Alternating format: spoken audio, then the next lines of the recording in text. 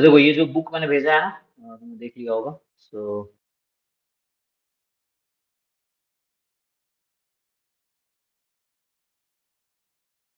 तो अभी मैं इसका कंटेंट लिख रहा हूँ। ये जो बुक है, अप्लाइड मल्टीवेरिएट एनालिसिस, ठीक है।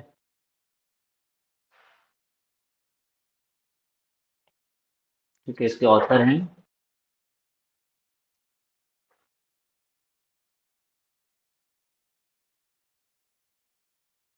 नील एच टिम, ठीक है ना। तो इसका अभी आपको करना है चैप्टर 3, हमें देखना है, ठीक है। हमारे सिलेबस का पार्ट है चैप्टर 3। ये अभी तक जो कराया है चैप्टर 3 में है। पहले हम वो दो बुक देख रहे थे, है ना, एंडरसन वाला और दूसरा जो था विचर्न वाला, ठीक है ना, वो भी ठीक है। तो इसका चैप्टर 3 अगर आप देखोगे तो इसमें जो है कि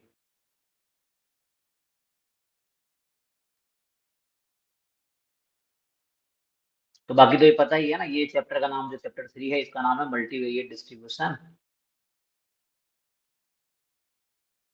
multivariate distribution and the linear model, ये चैप्टर का नाम है।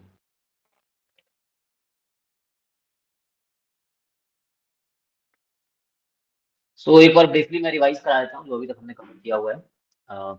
इसमें मेनली तुमने पढ़ा था कि मान लो जैसे ये बुक का जो कंटेंट है कि वाई है, पहले इससे लेते थे, वाई लिखना कोई दिक्कत नहीं, y1 y2 yp, है ना। ये p×1 की मैट्रिक्स है, तो इसको बोलेंगे this is a random vector, ठीक है ना। ये रैंडम वेक्टर है क्योंकि यहाँ पे वेयर जो y1 y2 dot dot dot yp are random variables, ठीक है। जहाँ पे p क्या है, एंड p जो है कोई नेचुरल नंबर होगा, ठीक है। अगर p1 हो गया तो ये सिंपल y रैंडम वेरिएबल ही बन जाएगा। p2 है तो ये बाई वेरिएट रैंडम वेक्टर होगा। p अगर 3 है तो ट्राई वेरिएट रैंडम वेक्टर होगा, एंड सो ऑन, ठीक है। तो ये बेसिक था, ये रैंडम वेक्टर इसको बोल रहे हैं। एंड उसके बाद जैसे इसका अगर एक्सपेक्टेशन निकालते हो तो ये सिंपल है, ये जो y वेक्टर है इसको y के अंडर लाइन लगा देते हैं। जब अंडर लाइन लगा रहा हूँ उसका मतलब क्या है कि वो वेक्टर है ना, नोटेशन के लिए। तो ये हमने पहले देख रखा है कि like this will be expectation of y1, expectation of y2, expectation of yp, ठीक है। तो ये है आपके पास सिंपल एक्सपेक्टेशन हो जाएगा। एंड इसका जो कोवेरियंस वेक्टर होता है, वेरियंस कोवेरियंस मैट्रिक्स अगर मैं बात करूं, कोवेरियंस मैट्रिक्स या variance covariance matrix, covariance of Y vector, तो इसका नाम हम लोग सिग्मा रख रहे थे, ठीक है ना। यही है। और इसमें होता क्या है, ये एक मैट्रिक्स है सिग्मा आई जे, क्या ऑर्डर होगा इसका, p×p, क्योंकि यहाँ पे हमने y को p ले रखा है, तो p×p। ये बस नोटेशन में एक्सप्लेन कर देना वर्ड से। ओके, फिर आपके पास जो है,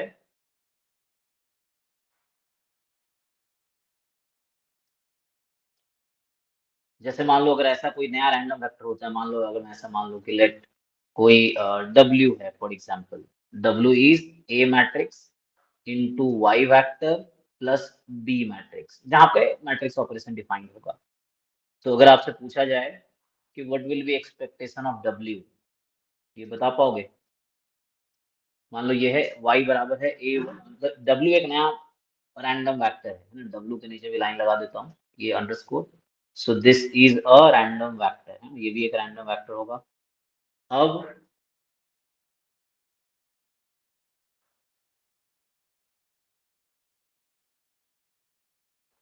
अच्छा एक मिनट, ए वाई का ऑर्डर क्या होता है, इसको देखना पड़ेगा ना। सो ए वाई इज नॉट नेसेसरली, क्या ऐसा, कोई दूसरा मैट्रिक्स लेना पड़ेगा, ए वाई टाइम्स बी प्लस सी,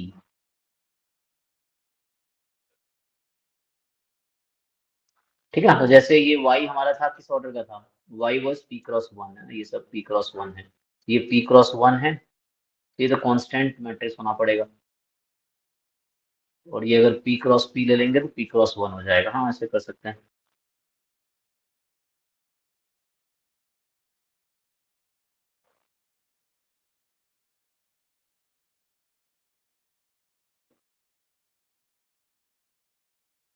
ठीक है, अगर ए वाई प्लस मान लो पहले लिख रहे थे ना, तो ये बी तो एक्चुअली वेक्टर होना पड़ेगा बी को, तभी तो हो पाएगा। W is A Y plus B.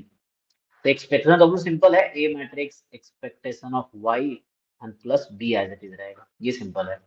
और अगर इसका कोवेरियंस निकालोगे तो कितना आएगा, क्वेश्चन ये है कि अगर हम इसका कोवेरियंस निकालें एंड, तो ये थ्योरम टाइप का मैं लिख देता हूँ।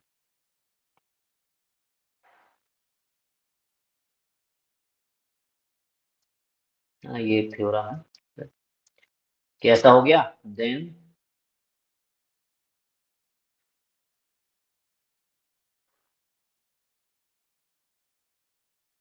पहला ये, दूसरा what will be covariance of W, ये कितना आएगा, ये तो लिखा था ना ए वाई का कोवेरियंस, तो कोवेरियंस ऑफ डब्ल्यू क्या आएगा।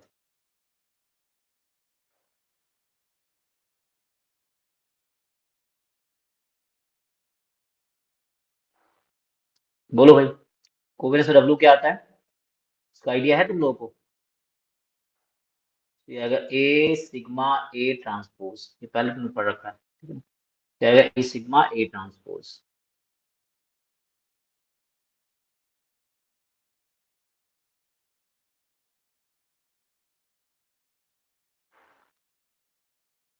अच्छा ये जो सिग्मा मैट्रिक्स तुम देखते हो ना, ये क्या है एक्चुअली, सिग्मा देखोगे तो ये sigma is positive definite matrix है ना, जैसे एक थ्योरम ये होता है कि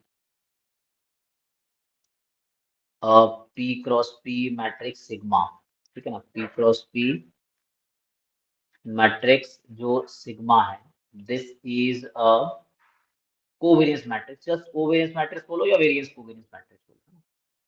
सो covariance matrix if and only if, this is covariance matrix if and only if sigma जो होगा, ऐसे पॉजिटिव डेफिनेट जरूरी नहीं है, नॉन नेगेटिव डेफिनेट इसको लिख देते, this is non negative definite. अब ये सब क्या होता है, जैसे आप सोच रहे हो ये क्या होता है, non negative definite positive definite, तो यही चैप्टर 2 में बता रखा है इस बुक का, जो हमने चैप्टर 3 से स्टार्ट किया ना, तो चैप्टर 2 इसका मैट्रिक्स थ्योरी है, तो उसमें ये सब आपको बता रखा होगा कि पॉजिटिव डेफिनेट क्या होता है ना, पॉजिटिव सेमी डेफिनेट क्या होता है, ये नॉन नेगेटिव डेफिनेट या इसी को पॉजिटिव सेमी डेफिनेट बोलते हैं, इसी को आप लिख सकते हो पॉजिटिव सेमी डेफिनेट मैट्रिक्स,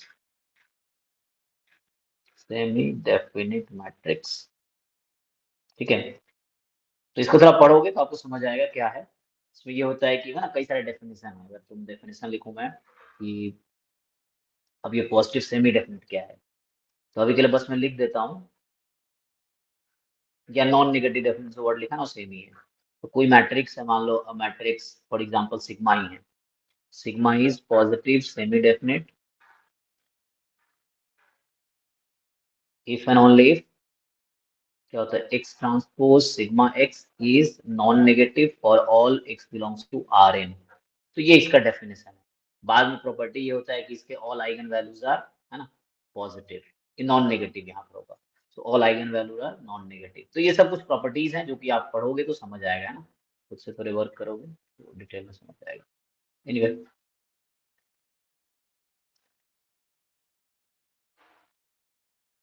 ये क्वाड्रेटिक फॉर्म है ना, एक्स ट्रांसपोज ए एक्स लिखा है मैंने। अभी के लिए मान लो covariance between two random vector में डिफाइन करता हूँ। सो तुम लोगों को कोवेरियंस का फॉर्मूला पता है, जैसे मैं चलो पूछ लेता हूँ ऐसे ही, covariance between two random variables, बताओ कोई मुझे, कि मान लो यहाँ पे है कि let X and Y are two random variable, ठीक है, तो ये हम ये डिस्कस कर रहे हैं covariance two, so let X and Y are two random variables, then covariance between X and Y is, कोई बताओ किसी को आइडिया हो तो कोवेरियंस का फॉर्मूला क्या होता है, और ऐसी जरूरत पड़ती है कोरिलेशन की भी, है पता एनीवन। रैंडम वेरिएबल की बात कर रहा हूँ, ये बेसिक प्रोबेबिलिटी में तुमने पढ़ा होगा, तो अभी हम रैंडम वेरिएबल के लिए यही चीजें लिखेंगे।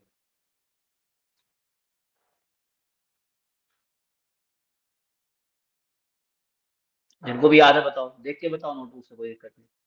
तुम लोग क्या घर पे हो या क्लास में हो, 9 से 10 क्लास हुई थी कि नहीं आज। सर हुई थी, क्लास में ही है। अच्छा अच्छा, ठीक। तो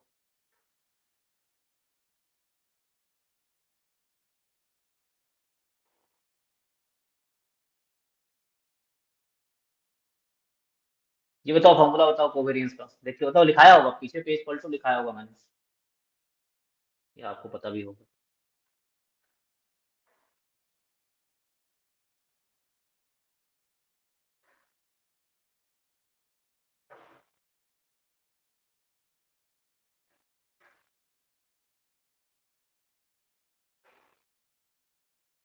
किसी को याद नहीं है, ऐसे कैसे भाई?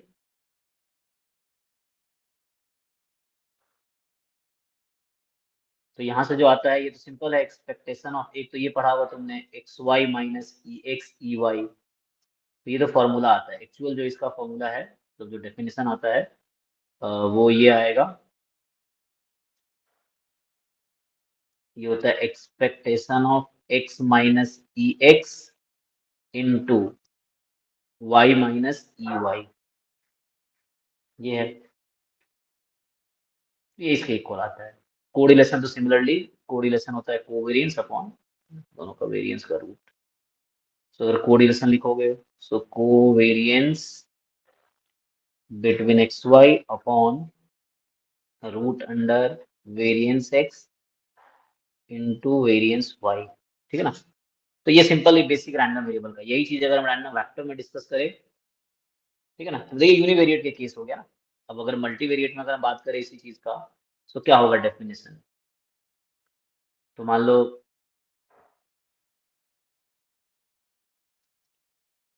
कोवेरियंस इन, या covariance between two random vector, between two random vector, तो दो रैंडम वेक्टर के बीच का कोवेरियंस,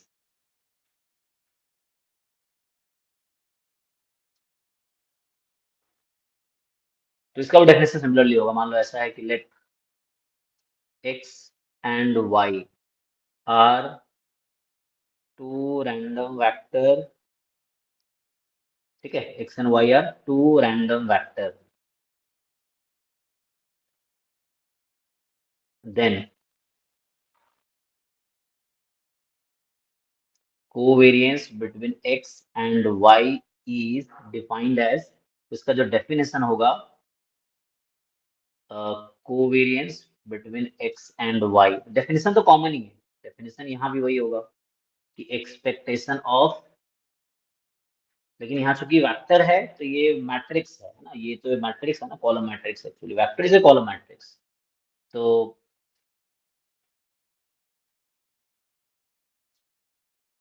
इसका जो डेफिनेशन आएगा आपके पास,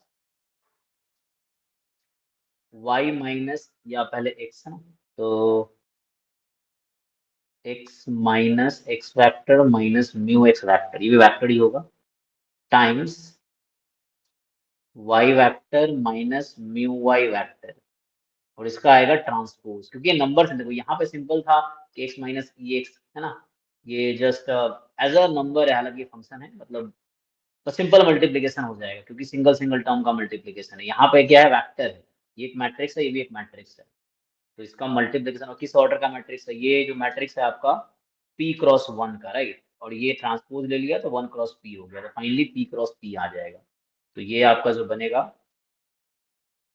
ये है, और इसी का नाम एक्चुअली सिग्मा है, आप समझो सिग्मा एक्स वाई, यही सिग्मा है जो लिखते हैं ना हम लोग, तो यहाँ पे इसका नाम देंगे सिग्मा एक्स कॉमा वाई, जो मैट्रिक्स आएगा, सो इसका नाम रखेंगे सिग्मा, ठीक है, एक्स कॉमा वाई, तो क्योंकि ये एक मैट्रिक्स होगा p क्रॉस p का, होगा जी, चेक करो। तो ठीक है, ये p क्रॉस p का एक मैट्रिक्स आएगा।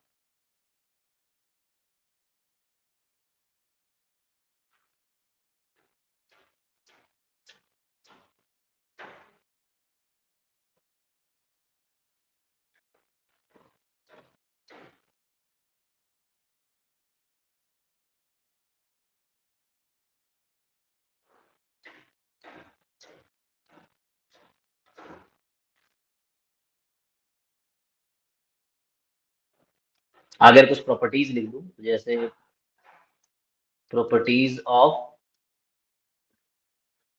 है ना, जो covariance between X and Y, इसकी कुछ प्रॉपर्टीज लिखेंगे। तो जैसे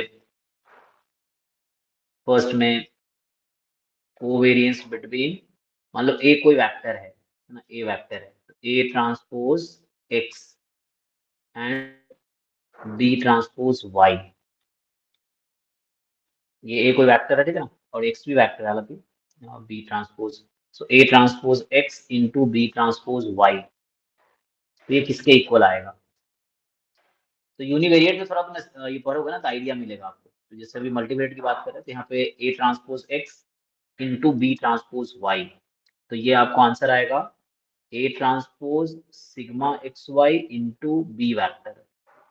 सो ए वैक्टर ही है, सिग्मा मैट्रिक्स है और बी वैक्टर है, तो ये आंसर आएगा A transpose sigma X Y into B vector आपका। फिर दूसरी प्रॉपर्टी लिखेंगे, तो ये सिमेट्रिक होता है। सिमेट्रिक मेरा कहने का मतलब है कि एक्स वाई और वाई एक्स का कोवेरियंस सेम होगा। ये यूनिवेरिएट में भी होता है, मल्टीवेरिएट में भी यही चीज है कि covariance between X Y vector and Y X vector they are same. तीसरी प्रॉपर्टी लिखे तो covariance between A plus, A vector है, plus A X, A capital A matrix है, स्मॉल ए वैक्टर है, ठीक है, B vector plus capital B matrix है, ठीक है। अब क्या ऑर्डर होगा, सुटेबल ऑर्डर होगा so that matrix operation defined हो। जैसे एक्स पी क्रॉस वन है तो ए को समथिंग क्रॉस पी होना पड़ेगा, क्योंकि ये वेक्टर है ना, तो उसके हिसाब से। तो ये किसके इक्वल आएगा,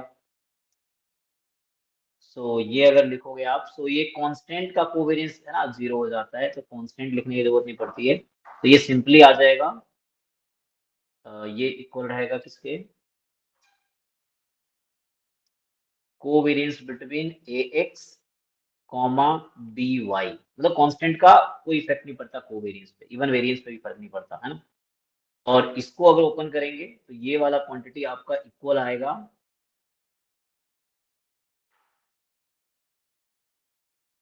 A time covariance between X Y into B transpose, ये इक्वल आएगा ए एक्स बी वाई है, तो A time covariance of X Y B trans, या ऐसा लिख सकते A sigma X Y B transpose, ये कुछ फॉर्मूलेज हैं, ठीक है।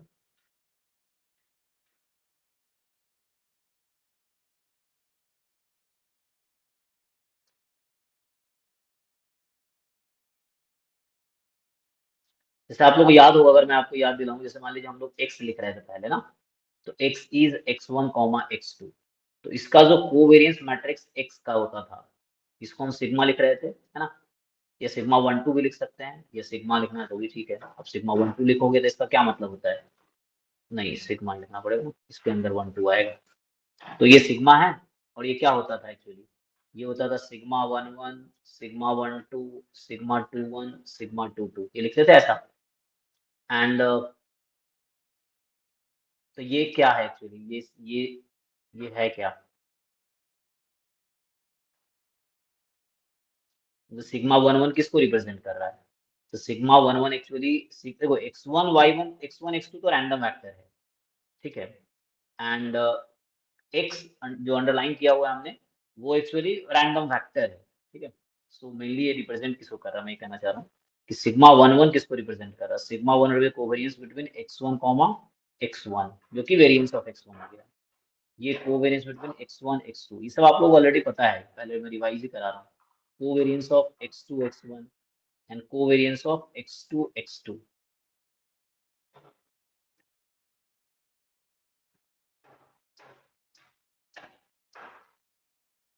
इस तरह से था, तो ये सिंगल है ना रैंडम वेक्टर का हम लोग निकाल रहे थे।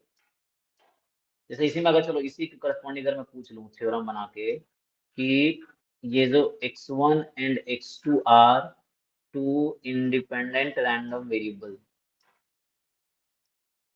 होगा, तो क्या होगा,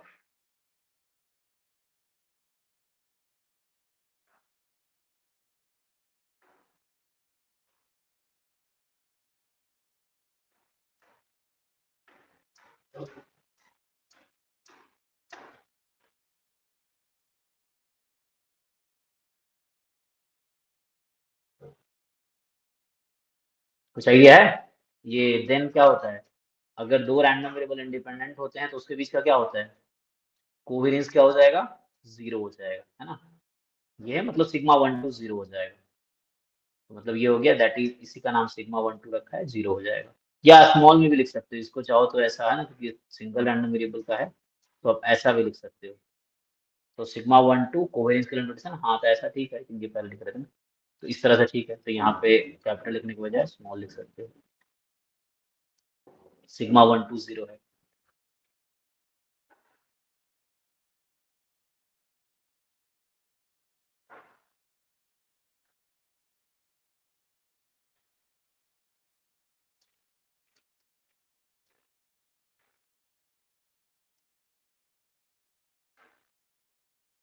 बाकी इंडिपेंडेंट रैंडम वेरिएबल से पढ़े हो कि नहीं, डेफिनेशन क्या होता है इंडिपेंडेंट, अगर कोई पूछा जाए कि इंडिपेंडेंट रैंडम वेरिएबल का क्या डेफिनेशन है, ये जो इंडिपेंडेंट रैंडम वेरिएबल मैं वर्ड यूज कर रहा हूँ, उसका क्या डेफिनेशन, आइडिया है आप लोगों को, कोई भी बताओ, किसी को आ दो, इंडिपेंडेंट रैंडम वेरिएबल का डेफिनेशन क्या होगा। कब बोलेंगे कोई दो रैंडम वेरिएबल इंडिपेंडेंट है?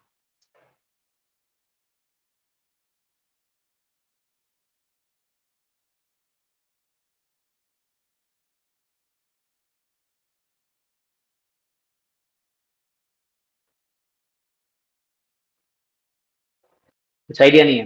तो अगर वो कंटिन्यूअस होगा, एग्जांपल के लिए जैसे अभी है टू रैंडम वेरिएबल्स, मान लो x1 and x2 are independent. एक तो ये होता है कि जो इसका जॉइंट सीडीएफ है x1 x2 का, वो इक्वल हो जाएगा प्रोडक्ट ऑफ मार्जिनल्स। ठीक है, ये तो सीडीएफ का टर्म में लिख दिया, यहाँ पे क्या है, ये सीडीएफ है, वेयर, है ना, ये जो कैपिटल एफ लिख रहा है, कैपिटल एफ रिप्रेजेंट सीडीएफ। बाकी अगर डिस्क्रीट कॉन्टिन्यूअस वाला केस है, कि मान लो लिख दो टू डिस्क्रीट रैंडम वेरिएबल, तो two discrete random variables x1 and x2, इसलिए किताब पढ़ना जरूरी है और रिवाइज करना जरूरी है, तो भूल जाओगे सब कुछ। सो x1 x2 आर इंडिपेंडेंट, और चीजें कनेक्टेड है, मान लो तुम्हें फर्स्ट ईयर की चीजें याद नहीं होगी तो सेकेंड ईयर में दिक्कत होगी। So two discrete random variable x1 x2 are independent if and only joint PMF, तो ये जो लिख रहे हैं इसको बोलते हैं जॉइंट पीएमएफ, लेफ्ट साइड में ये है joint PMF is equal to product of marginal PMF, पढ़ा होगा ना, E F are independent event if only probability of P intersection F is equal to P into PF, तो उस तरह से क्या हो जाएगा। एंड तीसरा में क्या है ना, यहाँ पे होता है फॉर ऑल, अगर ऐसा लिखोगे, so for all one belongs to R x2 belongs to R, यहाँ भी ऐसे ही होगा, for all x1 belongs to R x2 belongs to R. अगर ये कॉन्टिन्यूअस होता मान लो, तो पीडीएफ के टर्म में लिख देते हैं कि two random variable, two continuous random variable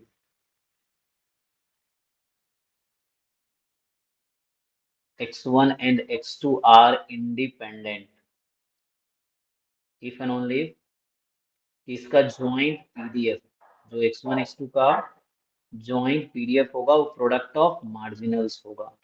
ठीक है, for all x1 belongs to r and x2 belongs to r, ये डेफिनेशन है, ये सब आपको याद होगा। एनीवे, तो जितना अभी थ्योरी मैंने कराया ना, इस पे इस बुक में एक्सरसाइज नंबर, इस बुक में है जितना थ्योरी अभी कराया गया है, उस पे एक्सरसाइज है 3.1, ये तुम्हारा होमवर्क है, ये सॉल्व करना और डाउट पूछना नेक्स्ट क्लास में। ये तुम्हारी जिम्मेदारी है सारे क्वेश्चन सॉल्व करना और डाउट पूछना, तुम सॉल्व करोगे ना, डाउट पूछोगे कैसे। तो इसमें 3.1 नहीं 3.2 एक्सरसाइज है ना, 3.3 अच्छा 3.2 से स्टार्ट किया है, पता नहीं क्यों, मे बी सेक्शन 3.1 था तो ये उस तरह से कंटिन्यू कर रहा हूँ। 3.2, तो ये एक्सरसाइज जो है ना 3.2 है, नॉट 3.1, एक्सरसाइज 3.2, इसमें टोटल क्वेश्चन है 7 क्वेश्चन है, क्वेश्चन 1 से लेके क्वेश्चन 7 तक। तो मेनली जो अप्लाइड टाइप के क्वेश्चन है वो ट्राई करो, ठीक है। तो सारे क्वेश्चन करने जरूरी नहीं है, तुम अगर मैं बोलूँ कौन कौन से करने हैं, तुम अगर ट्राई करना चाहो तो इसमें जैसे 2 में तो मैट्रिक्स थ्योरी का यूज होगा। तो मैं तुम्हें कौन सा सॉल्व करना बस ये बता देता हूँ। इसमें तुम क्वेश्चन नंबर 3 करना, क्वेश्चन नंबर 4 करना। ठीक है, ये 2 क्वेश्चन तुम सॉल्व कर लो, काफी है।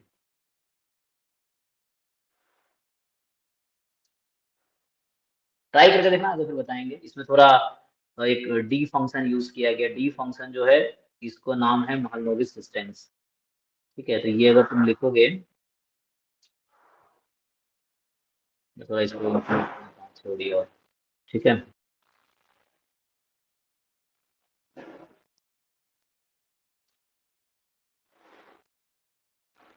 एक्चुअली चैप्टर 2 से थोड़ा रिलेटेड है। चैप्टर 2 से डिस्कस नहीं किया हमने, मैट्रिक्स थ्योरी था।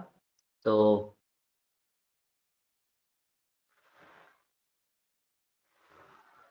जैसे ये एक वर्ड डिफाइन कर रहा है यहाँ पे,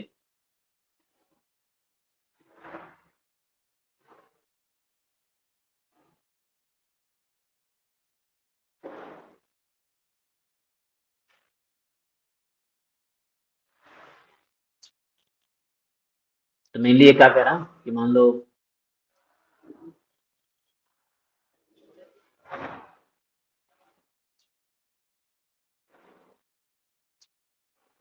महलनोबिस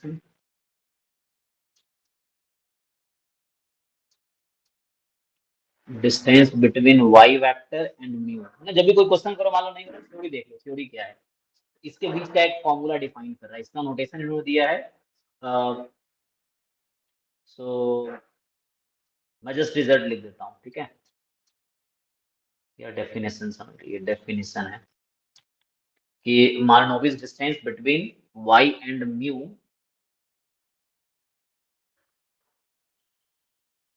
इन the metric of sigma, in the metric of sigma। ठीक है, वाई वही वेक्टर जो पहले नोटेशन यूज किया, म्यू वेक्टर मीन वेक्टर है, सिग्मा कोवेरियंस मैट्रिक्स है। तो इसका जो डेफिनेशन लिखा है, दिस इज, तो इन्होंने D sigma Y comma mu, है ना, ये नोटेशन है इसका। और इसका जो फॉर्मूला इन्होंने लिखा है, Y minus mu transpose sigma inverse Y minus mu और इस पूरे का स्क्वायर रूट। ठीक है, ये स्क्वायर रूट है। जानते हो ना, महामूवी को जानते हो तुम लोग। तो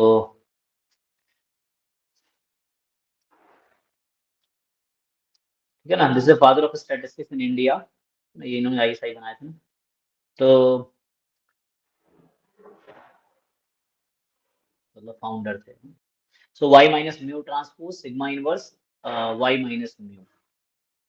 इसको एक कैलकुलेट करके देखो, अब एक क्वेश्चन लिख देता हूँ तो बेटर रहेगा, तुम्हें समझ आएगा, है ना। और इसका दूसरा भी है, दूसरा डेफिनेशन अगर लिखूं मैं, तो इसमें ये बोल रहा है कि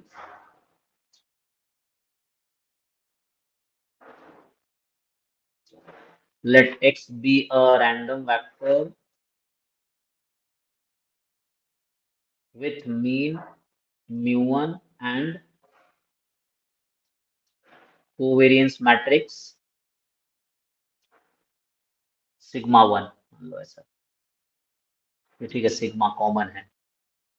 एंड एंड आगे है late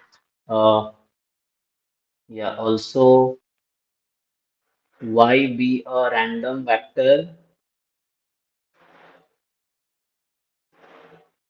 with mean mu2 and covariance matrix sigma, sigma common है।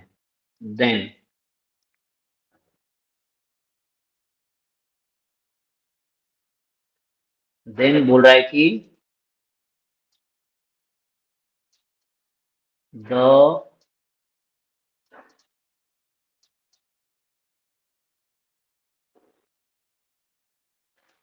महालनोबिस, है ना,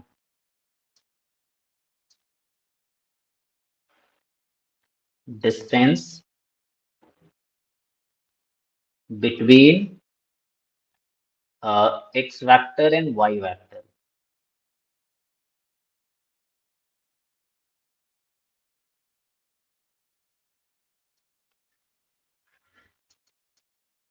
इन द मेट्रिक ऑफ सिग्मा, ठीक है।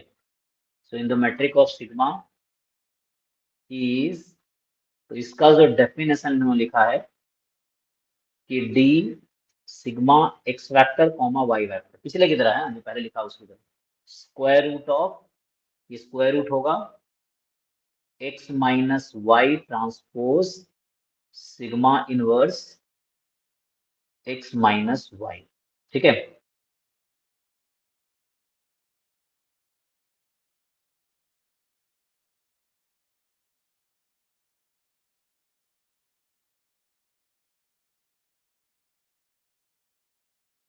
इवन एक रिजल्ट ये है कि इसमें जब थ्योरम एक लिख दूं तो तुम प्रूव कर सकते हो।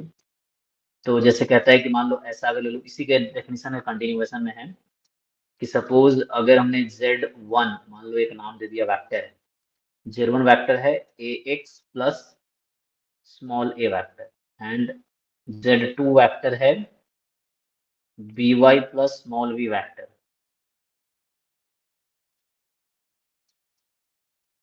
है ना। तो एक तो अभी कुछ देर पहले मैंने बताया था कि जैसे हमने लिया है कि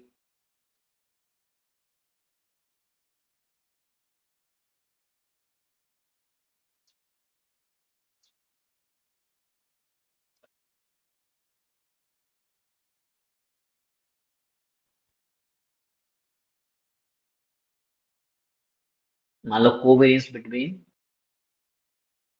then covariance between Z1 vector and Z2 vector, भी कुछ देर पहले मैंने लिखा था, ये देखोगे तो मैंने कहा था कांस्टेंट ये जो वेक्टर है उससे फर्क नहीं पड़ेगा, तो ये इक्वल हो जाता है कोवेरियंस बिटवीन ए एक्स कॉमा बी वाई से, भी लिखा था ना। और ये आ जाता है क्या, A sigma X Y B transpose के साथ। एंड दूसरा जो पॉइंट मुझे लिखना है एक्चुअली वो ये है कि एक्चुअली ये जो डी सिग्मा एक्स वाई है,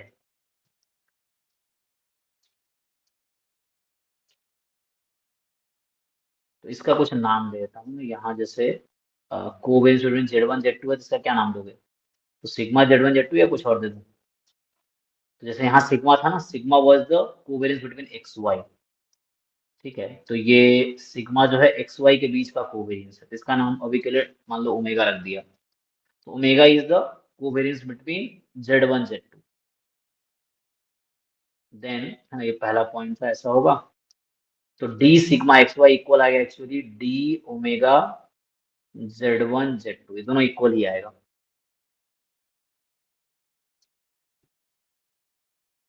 ठीक है ना। तो यहाँ पे क्या है, वेयर ये जो सिग्मा हमारा था covariance between X Y, and ये जो मैंने ओमेगा लिया है, कैपिटल ओमेगा बोलते हैं इसको, है ना।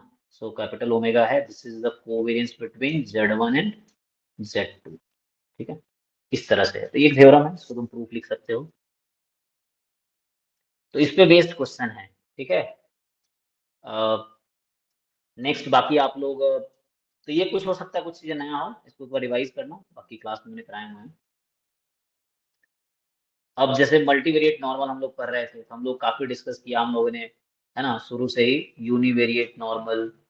अभी मैंने कहीं अज्यूम नहीं किया नॉर्मल डिस्ट्रीब्यूशन, अभी जितनी थ्योरी डिस्कस किया है वहां पे मैंने कहीं भी नॉर्मल डिस्ट्रीब्यूशन अज्यूम नहीं किया कि नॉर्मल है ना।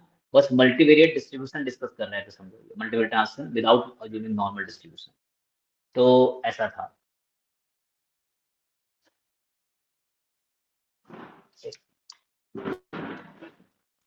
तो अभी कुछ जैसे, है ना, इसमें तो बताने की जरूरत है नहीं, यूनिवेरिएट मल्टीवेरिएट बाईवेरिएट आप जानते हो, तो मुझे जैसे यूनिवेरिएट नॉर्मल डिस्ट्रीब्यूशन, है ना, एटलीस्ट पीडीएफ तो पता ही होगा, univariate normal distribution, bivariate normal distribution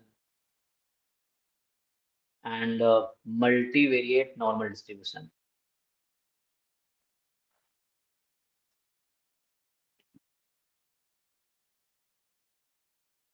तो अब पिछले क्लास में मैंने इसका, हम लोगों ने एमएलई निकाला था, याद है ना, एमएलई ड्राइव किए थे, maximum likelihood estimator, last class में, जस्ट पिछली क्लास हो गई थी ऑनलाइन में ही। तो उसमें मैंने एमएलई ड्राइव किया था, इसलिए पीडीएफ लिखा होगा, तो इसका पहले तो पीडीएफ याद रखना है आपको। फिर हमने इसका एमएलई डिवाइड किया था, मैक्सिमम लाइक्लीहुड एस्टिमेटर, जो इसके पैरामीटर होते थे ना। यूनिवेरिएट नॉर्मल को हम लोग ऐसा लिखते हैं कि normal mu sigma square, bivariate को ऐसा लिखते हैं या तो N2 म्यू कॉमा सिग्मा, या इसी को आप बाईवेरिएट नॉर्मल में लिख देते हैं, μ1 μ2 σ1 स्क्वायर σ2 स्क्वायर हो, ये नोटेशन था। और यहाँ था मान लो p कंपोनेंट है तो np म्यू कॉमा सिग्मा, ठीक है, इस तरीके से।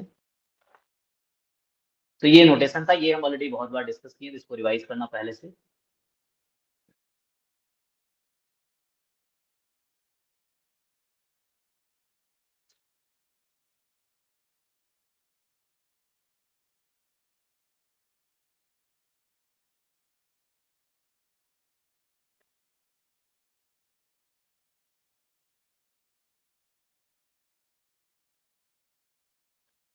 बाकी हमने बहुत बार प्रॉपर्टीज भी डिस्कस किया। मैं अगर थ्योरम डिस्कस करूं तो मल्टीपल नोड पता है अभी जैसे लिख रहे थे हम लोग कि मान लो है ना कि लेट एक्स वैक्टर, या एक्स से पहले लिख रहे थे, एक्स से ही कंटिन्यू करते हैं, x1 x2 xp, मैं p कंपोनेंट ले रहा हूँ, ठीक है यहाँ पे। So this has a distribution, but p variate normal distribution with mean vector mu sigma this. ये एज अ थ्योरम में लिखते हैं, मैं चेक करता हूँ। तो आप लोगों को याद है जैसे पहले लिखाया था हमने कि x का मान लो मल्टीवेरिएट नॉर्मल डिस्ट्रीब्यूशन ये है, तो देन पहला पार्ट की मान लो जब होता था कि a ट्रांसपोज x है तो इसका डिस्ट्रीब्यूशन क्या होता था जी, a वेक्टर है वहां पे, फिर a इंटू एक्स, इसका डिस्ट्रीब्यूशन क्या होता था, याद है ये सब फॉर्मूला, ये बस मैं रिवाइज करा रहा हूँ। फिर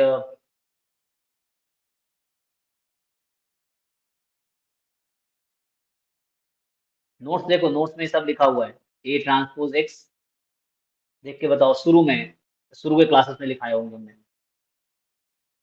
जब मल्टीवेरिएट स्टार्ट किया होगा कि ए ट्रांसपोज एक्स का डिस्ट्रीब्यूशन क्या है, वहां पे ए ट्रांसपोज क्या होता है, तो जो ए मैट्रिक्स एक्चुअली जो हम लिख रहे हैं, ए भी हालांकि वेक्टर ही है, तो ए तो कॉलम मैट्रिक्स होता है, A1 A2, अगर यहाँ ए पी होगा इस तरह से। फिर पहला ए ट्रांसपोज म्यू है नॉर्मल डिस्ट्रीब्यूशन, और फिर कॉमा ए ट्रांसपोज सिग्मा ए।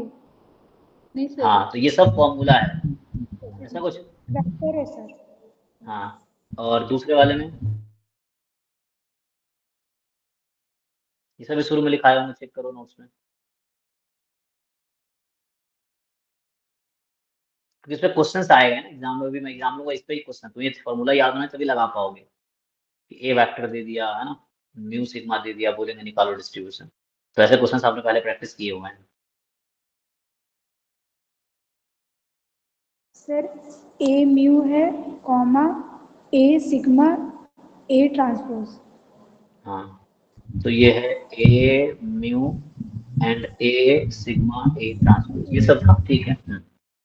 सो इवन तीसरा पार्ट अगर लिखे, जैसे मान लीजिए ए एक्स प्लस कोई स्मॉल ए वेक्टर ले लिया मैंने, अब इसका डिस्ट्रीब्यूशन क्या होगा, तो ये भी लिखाया होगा, तो ये वैसे ही रहेगा सेकंड पार्ट की तरह, ए म्यू, बस मीन में ए आ जाएगा और वेरिएंस में फर्क नहीं पड़ता, तो वेरिएंस सेम ही रहेगा, ए सिग्मा ए ट्रांसपोज। यहाँ कहने का ये मतलब हुआ है मेरा कि expectation of A X plus A है, तो कुछ देर पहले लिखा था मैंने, A expectation of X plus A रहेगा, लेकिन अगर आप वेरिएंस, मतलब यहाँ वेरिएंस क्योंकि यूनिवेरिएट में होता है, यहाँ कोवेरिएंस लिखना पड़ेगा, सो कोवेरिएंस बिटवीन ए एक्स प्लस ए, तो ये स्मॉल ए वेक्टर जो है ना, कांस्टेंट का यहाँ पे कोई रोल नहीं है, वो जीरो हो जाता है, सो सिंपली रहेगा कोवेरिएंस बिटवीन ए एक्स, है ना।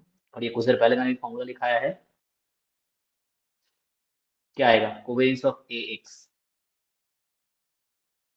सो ए सिग्मा ए ट्रांसपोज, ये आ जाएगा जो यहाँ लिखा हुआ है एक्चुअली, ठीक है। तो ये फॉर्मूला कुछ हो गया, जो कि आपने पहले कुछ लिखे हैं, कुछ अभी लिखे हैं हमने।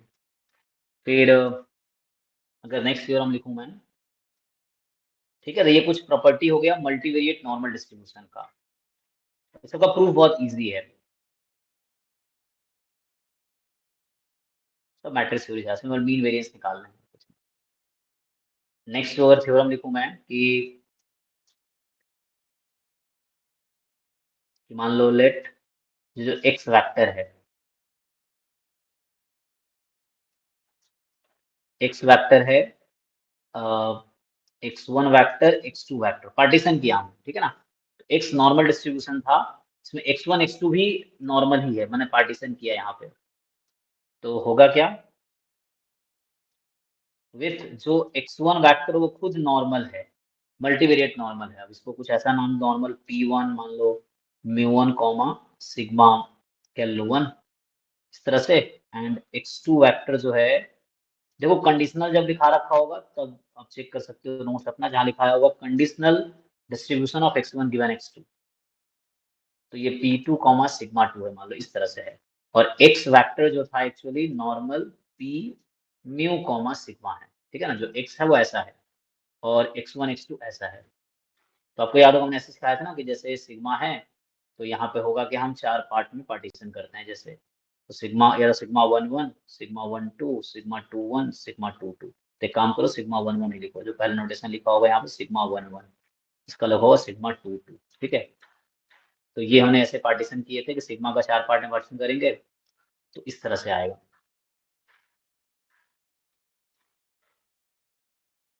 है ना, इसमें कुछ क्वेश्चंस भी कराए थे पहले, तो मेनली आपसे वही पूछा जाएगा अभी कि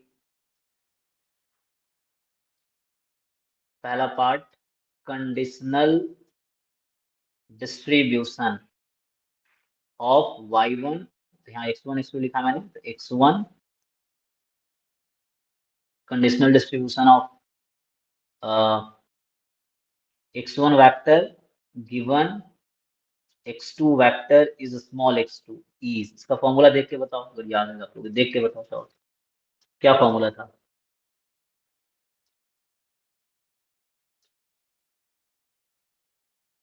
देखो ऐसा लिखाया होगा, मतलब हम बात कर रहे हैं x1 vector given x2 is equal to small x2, ऐसा लिखाया होगा, ये बताया होगा नॉर्मल ही होगा,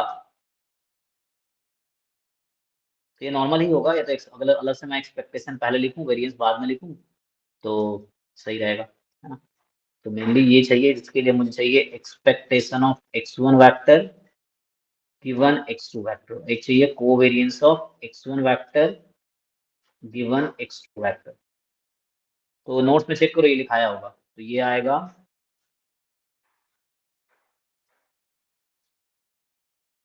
दो चीज चाहिए हमें, तो ये देखो ये नॉर्मल ही होगा विथ p1, जो x1 का कंपोनेंट है वही आएगा यहाँ पे, नॉर्मल विथ p1, एंड इसका जो मीन आएगा एक्चुअली, अच्छा तो नॉर्मल तो यहाँ लिखना है मुझे, ये तो मीन निकाल रहे हैं, ये मैं यहाँ कहना चाह रहा हूँ कि ये नॉर्मल होगा विथ कंपोनेंट p1, इसका मीन कितना आएगा, एक्सपेक्टेशन कितना आएगा, तो एक्सपेक्टेशन का फॉर्मूला है μ1 plus sigma 1 2 sigma 2 2 inverse, check करो ये सब आपने लिख रखा है, x2 वेक्टर माइनस,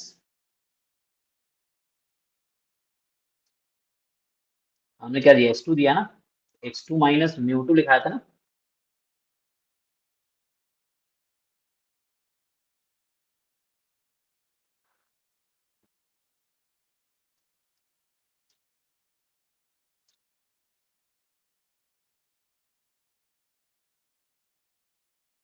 और वेरिएंस क्या होगा, चेक करो वेरिएंस इसका लिखाया होगा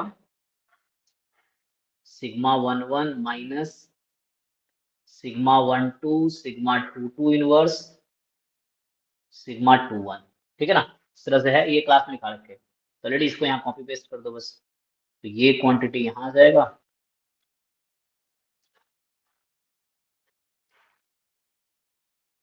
तो ये इसका मीन हो गया, कॉमा इसका वेरिएंस ये आ जाएगा,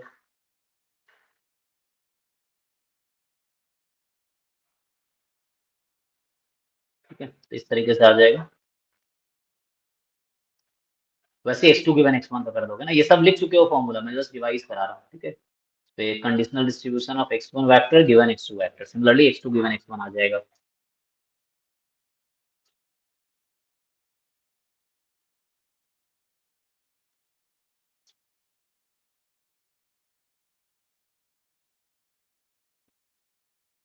टाइम तो खत्म हो रहा है, ठीक है।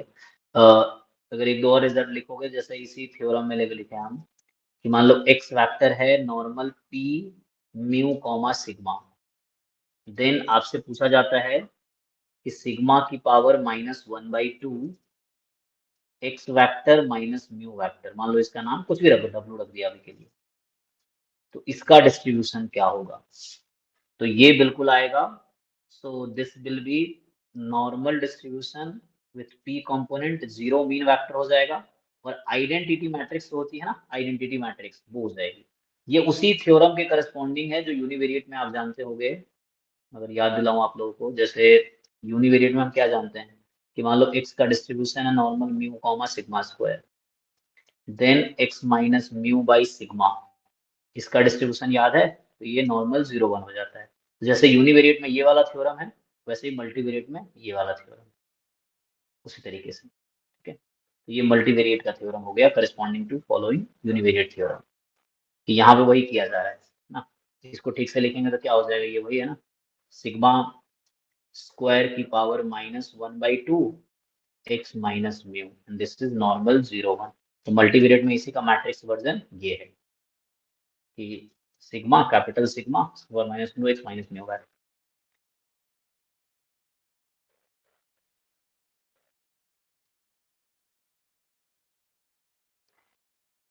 बाकी ऐसे ही है, एक और थ्योरम दिखाया था तो कंप्लीट करेंगे। तो सिंपल है कि मान लो x1 वेक्टर है normal μ1 comma sigma 1 1 let's say, and x2 vector है normal μ2 comma sigma 2 2।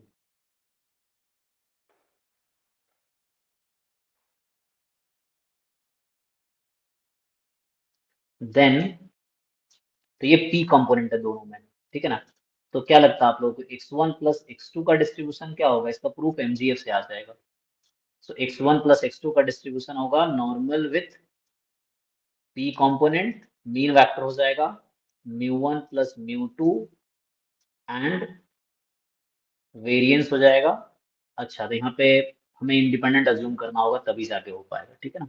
So they are independent, वरना कोवेरिएंस टर्म अलग से फिर लाना पड़ेगा। इंडिपेंडेंट देन, तो सिग्मा 1 1 प्लस सिग्मा 1 2, देखो ये मल्टीवेरिएट का है। इसी का अगर यूनिवेरिएट वर्जन आप लिखोगे तो यूनिवेरिएट वर्जन क्या होता है, इसका यूनिवेरिएट वर्जन है कि मान लो x1 है normal μ1 sigma 1 square and x2 है normal μ2 sigma 2 square, and they are independent random variables. Then आपको पूछा जाता है x1 प्लस x2 का डिस्ट्रीब्यूशन क्या है। एक मिनट, हेलो, हाँ जी,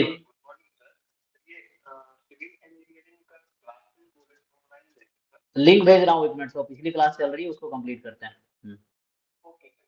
हम्म। ठीक है जी, चलिए स्टॉप करते हैं। तो ये जो थ्योरम है ना मल्टीवेरिएट के लिए।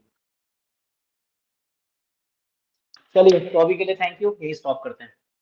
तो ये सब रिवाइज करना, ये बुक जो भेजे हैं मैंने ना उसके चैप्टर 3 कंप्लीट करो, ढंग से पढ़ो एक एक लाइन, एंड उसमें डाउट पूछो, ठीक है। Thank you sir, thank you sir. जी थैंक यू।